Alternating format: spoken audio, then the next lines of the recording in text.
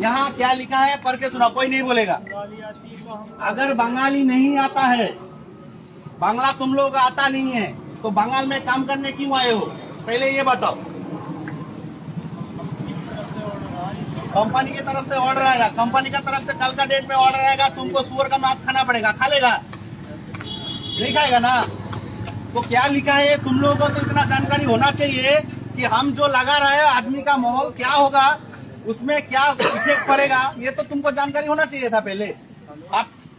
আপনারা দেখুন আজকে পশ্চিম বাংলায় বিজেপির কি দুরবস্থা, যার জন্য আপনারা দিল্লি থেকে এই দুইজন ছেলে, এরকম আরো শিলিগুড়িতে অনেকটা রয়েছে যেটা ওদের কাছ থেকে আমরা জানতে পারলাম।